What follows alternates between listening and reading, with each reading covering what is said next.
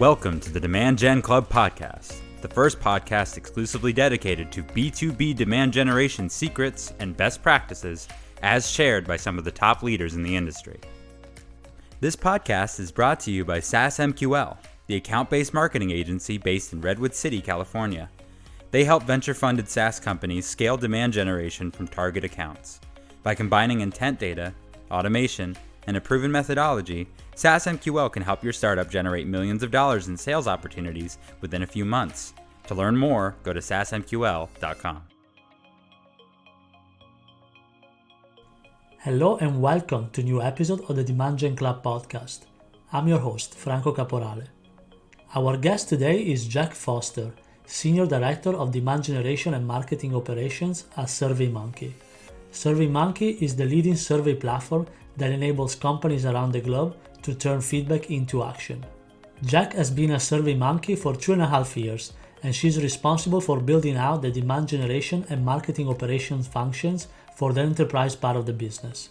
Prior to SurveyMonkey, Jack led the demand generation teams at high-growth tech companies like Lever and Arcserve. So I'm really happy to welcome today Jack Foster, Senior Director of Demand Generation and Marketing Operations at SurveyMonkey.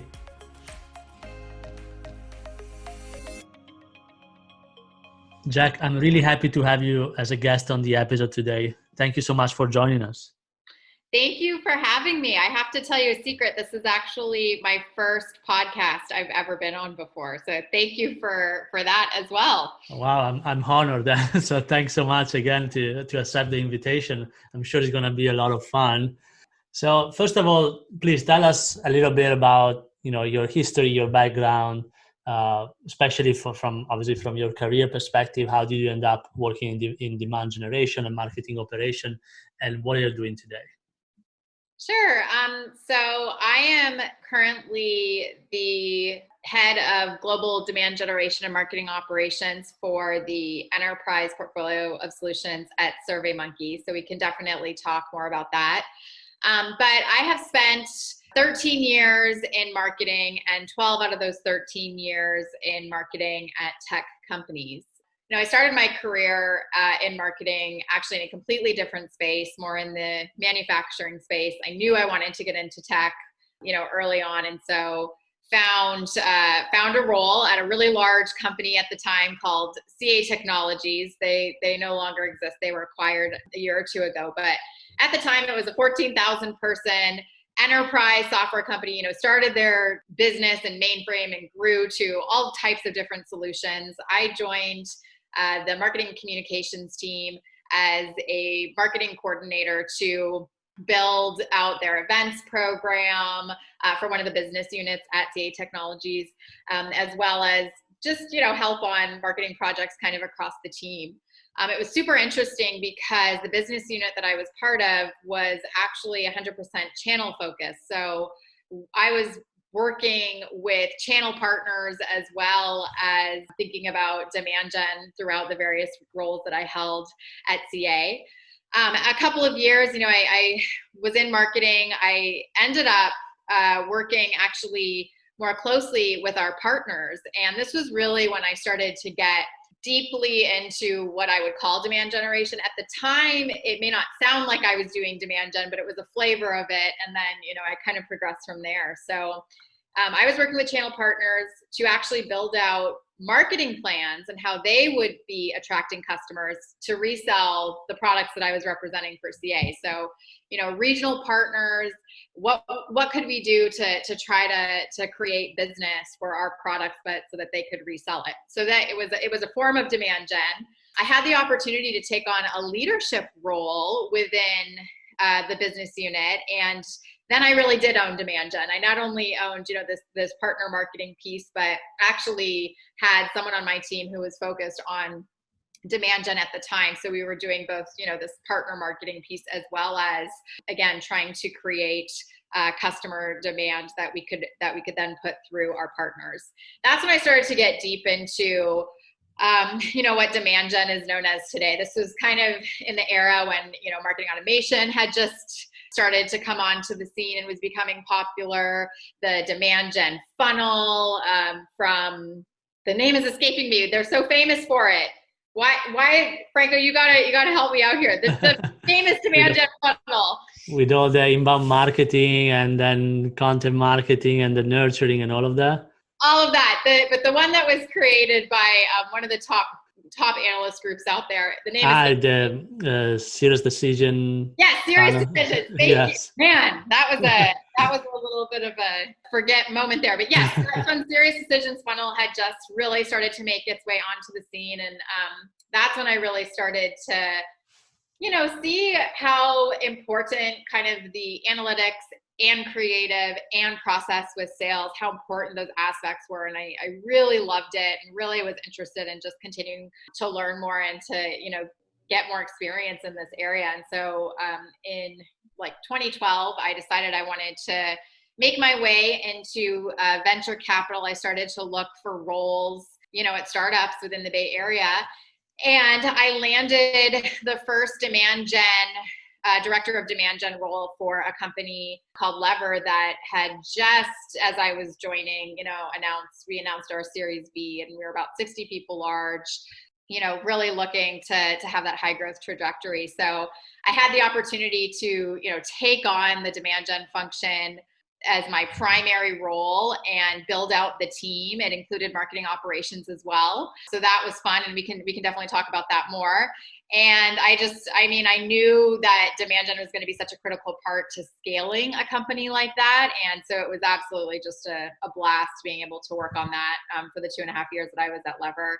And then I decided, that I wanted to kind of do something like that again. And the opportunity to build out the demand gen function and marketing operations function occurred at SurveyMonkey. And, for listeners, I know that SurveyMonkey is a very well-known organization. We've been around for over 20 years, but the bread and butter of the company had really been on, the self-serve side of the business. And over the last 2.5 years that I've been at SurveyMonkey and before that, but we've really been putting the acceleration on building out our enterprise part of the business, which is of course where the demand gen piece comes in. So it's been really fun and a fun ride, again, just building out the team, building out the function here. So that's kind of the history, but it's obviously been, part of my career really throughout, as I said, the last decade or so, but with a major focus on demand gen over the last 5 years as I've been leading teams. And so at SurveyMonkey, how big is your team on the enterprise side? Because like you said, most of the people are familiar with the self-serve consumer side. From an enterprise perspective, how big is that side of the organization? Yeah, so when I started, my team was 4 people large, including me. And today we're 21 people large. So we have a global demand generation and marketing operations team. We are organized around our 3-pillar strategy that our business is focused on. So we're focused on bringing feedback solutions to market. You want to collect feedback at scale, and we want it to enable companies to be able to do that and take action on that feedback. We have solutions that enable organizations to do that kind of across, any use case that you can think about. But we also have a focus on customer experience solutions as well as our market research solutions. And so that's how my team is organized. And then I have a marketing operations function that is actually horizontal across those 3 pillars. And we're building a business over here, and it's been really fun to build that out. And tell us a little bit about the marketing operations side of that business. What's your tech stack? What kind of platform are you using, and how are you making them work together? Yeah, so our business has a lot of tech, across the organization. So I will focus more on the tech that my team uses and or owns, but this is by no means just, the only tech that we have. It's just more what I call our enterprise tech stack. At the core of everything we do, we have, HubSpot for marketing automation and Salesforce, of course, as our source of truth. So that's, the center of it all. We, from a webinar perspective, leverage On24.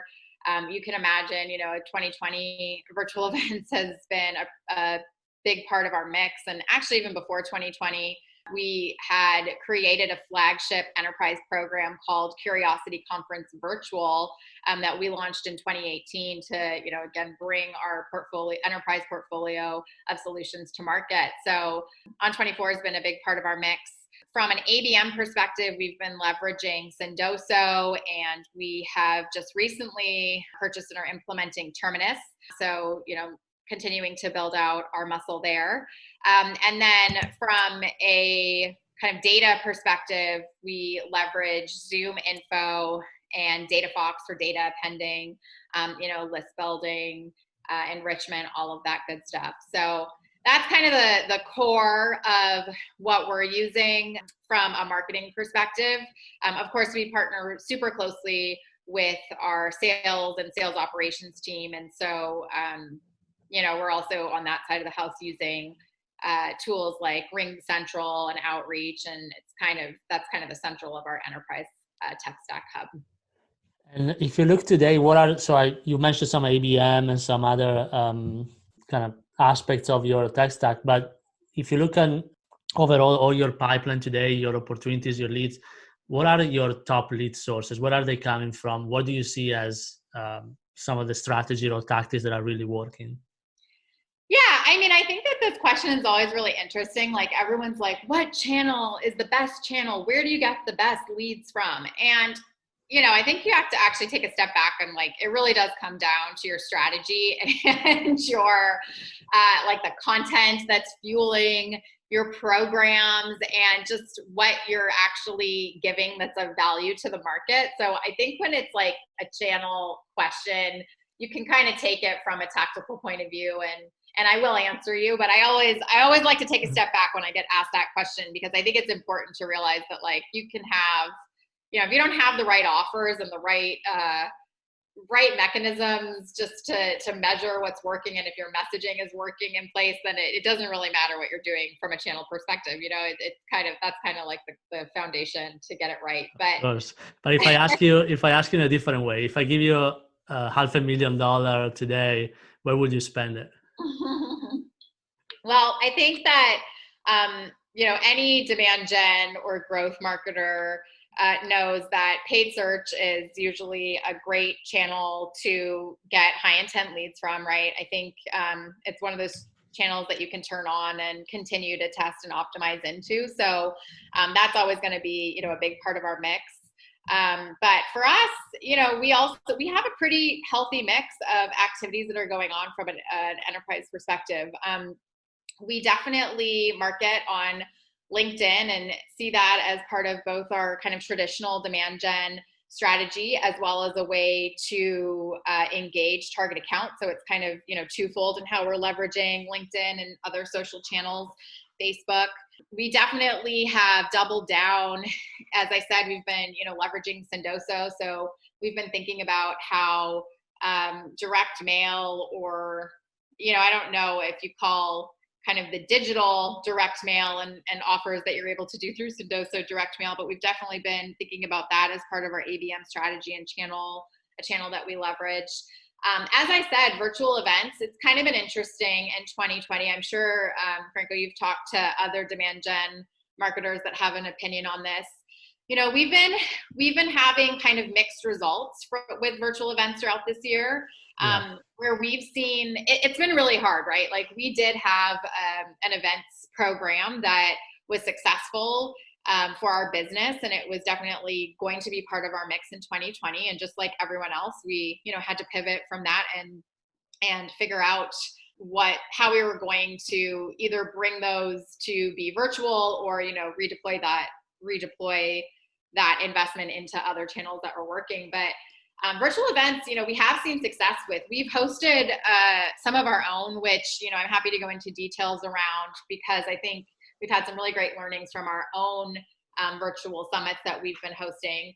Where we've not seen so much success is honestly on some sponsorships, where we've seen companies kind of just try to take their event and make it virtual, so there might be a trade show booth that you're sponsoring, quote unquote, We haven't really seen those types of sponsorships been successful, honestly. Where we have been seeing success, though, is where we've done some of these more intimate virtual events. And, when you're able to have more of a real conversation, engage the right type of title, even if it's only 10 or 15 people, those have actually been more successful for us than some of these like larger sponsorships. So definitely continuing to think about events as part of our mix, but just being really thoughtful, I guess, in terms of the types of opportunities that we're looking at.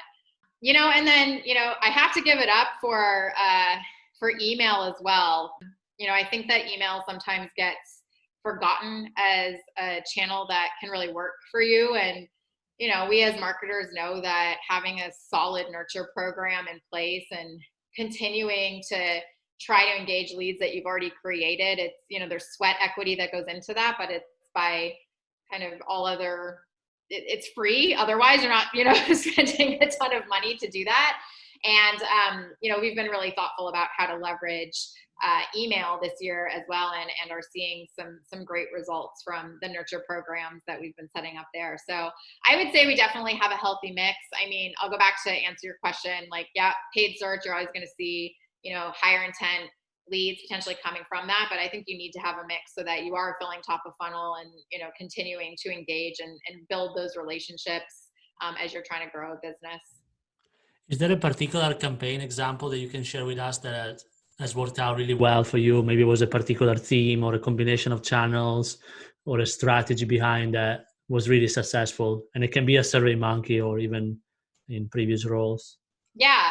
I mean, I have so many different campaigns that I've worked on in my career, and I love it. I have to say it's probably one of my favorite things to do is like think about an integrated campaign strategy. It really like fires me up to be thinking through that. So two that come to mind this year for SurveyMonkey, we were just talking about virtual events, and this past October, we held our first ever customer experience impact summit where we actually announced our new customer experience platform, the Get Feedback platform. And so we created, a big virtual event that had everything from, product keynotes to thought leadership to even like practitioner type of sessions included. And I can't take a ton of credit for this event. This was definitely all done by my team, and they did an incredible job bringing this over the line, in this crazy environment that we're all in right now, and especially for our first time pancake for us, if you will. But this was, it was awesome. We beat our registration numbers. We had high engagement from an attendance perspective. We set pipeline goals specifically for this program, and we are on track to beat those, to more than beat those in the time frame that we set to beat them. So I think it just goes back to the team was really thoughtful about the type of content that was going to be highlighted. We worked really closely with all of our cross-functional partners in marketing to think about how we promoted this event, to how we could engage influencers and our speakers to promote it, how we could engage sales, and everyone just really rallied around it to kind of make it the big thing that we did in October. And so really excited about what we've been able to do there and the results that we're seeing. And again, most of the credit goes to the team, but that was a really fun campaign to see come to fruition. And then from a market research perspective, we've been running some custom account-based marketing campaigns. And so again, earlier this year, it kind of started with a product announcement. We launched our expert solutions within our market research portfolio of solutions. And, this allows basically companies to go out and concept test in an agile way. So let's say you have, a product that you're going to be like a CPG product, for example, that you're going to be bringing to market, and you want to get really fast, agile research on if this packaging is going to do better than that packaging, right? This is the type of solution that you could use to run those types of tests. And so, there's obviously a lot of different types of companies that could find value in this. And if you actually take a step back and think about like that type of market research could take you a really long time and a lot of money to do in just kind of previous way that market research has been done. So this is definitely like a huge value to get to insights very quickly. So we created a custom ABM campaign for different verticals and even sub verticals within those verticals. So if you think about CPG, there's like, food and beverage or beauty. And we created custom content and even down to, showing what specific concept tests could look like for that vertical. We created high value offers that our sales team was able to go out with, like, being able to offer something in exchange for some time, obviously talking about the value of the solutions as well. And this has just been a standout campaign for the team. Again, it's all because it's really something that has been working in concert across the marketing organization. It's, demand gen working with brand and content and creative and sales to get it all right. But that has been just another really fun one to see come to fruition. And of course, we're thinking about how we can, continue to develop both of those programs for the future. So those are two that come to mind right off the bat. That's awesome. And now that we are closing the 2020, we're closing the year, and a lot of marketing departments are in planning mode for next year. How's your 2021 plan coming along? What is on your bucket list for next year? Yeah, I think that we definitely want to continue to double down on things that we saw work in 2020. So some of the programs that I just mentioned, we're thinking about doing those again next year. I think that it all starts with understanding kind of what the core value that you're bringing to market is, and that has changed to some degree. Not fundamentally in all areas of our business, but if you think about kind of how the world has changed in 2020, our customers' needs have changed, and we've had to be agile and change how we're meeting our customers' needs because they're needing to change how they're meeting their customers' needs. So for us, I think it's continuing to figure out, how we can bring value to organizations as we continue to navigate kind of this unpredictable environment that we're in. So we can do that through, creating valuable content, creating valuable solutions.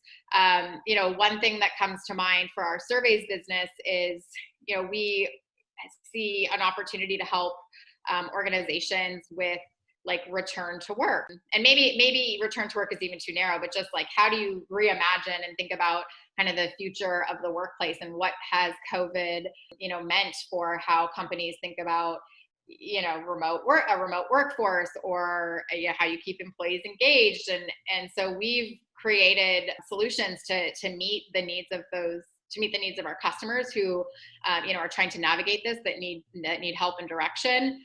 You can imagine feedback plays a really big role in how companies can keep a pulse on like what their employees need, right? Like that's kind of core to, I think, how you can be agile is collecting feedback from your right stakeholders. So for us in 2021, getting back to your question, I think that's really what's key for us. It's like, how can we make sure that we're bringing the right set of offers that our customers need to market? How can we make sure that we have awareness around those? What's the right content that we need to create? And then, you can obviously think about the channel mix and how you get that out, but that's probably top of mind, is just continuing to make sure we're meeting customers' needs in this kind of, again, crazy times that we're in. And in fact, from a goal perspective, I don't know how many, departments or companies hit their goal in 2020, but I'm assuming a lot of them are now looking to really grow next year, or at least going back. Do you see that trend? Do you have pretty aggressive goal for next year, or how is that trending on your side? Yeah, we're always looking to see how we can contribute from a marketing perspective to the business. So definitely, working across the organization to figure out what marketing's contribution is going to be. We, have been able to be a big contributor throughout 2020. And I think, we've been able to be at kind of the center of some of this agility that's needed to happen. Like, it's marketing when it's kind of the go-to-market teams, right, that have to pivot quickly to meet the needs of these customers. So yes, I mean, marketing will continue to be a big contributor to our business, and it's something that I'm very passionate about in demand gen is making sure that we are aligned to the pipeline and bookings goals for the organization. Which is a perfect introduction for my last question, which is, how do you relate to your sales counterpart in the sales department?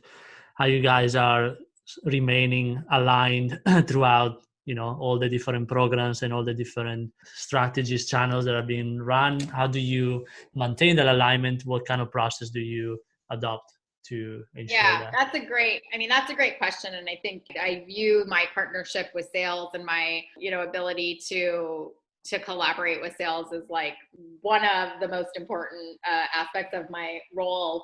I will start by saying we have incredible leaders in the sales organization at SurveyMonkey. We've been so lucky.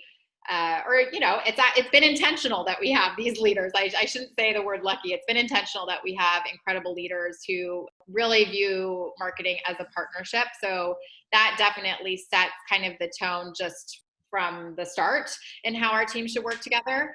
Our goals are aligned, and that's really, I think, where it starts. You need to understand, we've been very successful in being able to say, okay, this is what the inbound goal is going to be. Here's what our outbound goal is going to be. This is what we're expecting from the AEs. Get everybody rallied around these goals, and then you're measuring against that, and you're communicating on a regular basis how you're doing against that goal.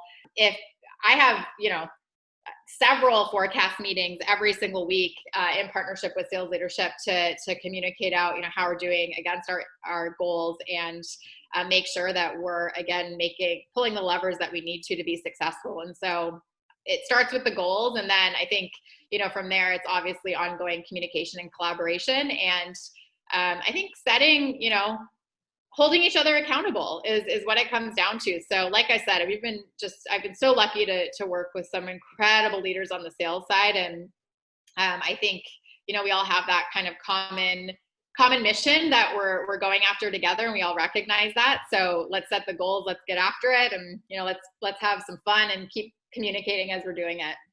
Fantastic. I want to ask you one more question before leaving, which is, sure, can you share with us one recommendation or advice coming into the new year to other people leading demand generation team? What do they need to do to ensure that they can hit their goal and be successful next year? Just being agile is probably one of the biggest learnings of 2020. It's just, you can't plan for a lot of the things that have happened throughout this year. And I think I'm not saying you don't have a plan, right? Of course you need to plan and have an understanding of where you want to go and some of the ways that you're going to get there. But I think you also need to build into your plan that things may change. And I think we even have data that shows that like companies that have been able to be more agile throughout this pandemic are set up for success, or they're understanding their customers' needs more quickly. And that's what customers demand right now. And that's what they're expecting. And so I think that's probably it, is just be agile. I'd also maybe follow up with, have a bias toward action. I think especially in demand gen, you can spend a lot of time doing a lot of analyzing, and of course you want to understand your metrics and what you need to be measuring and stuff. But I'd also recommend just be agile, have a bias toward action, make a decision, see if something works. If it doesn't, move on and figure out why it didn't. But I think companies that are able to do that and teams that are able to do that are just set up for success.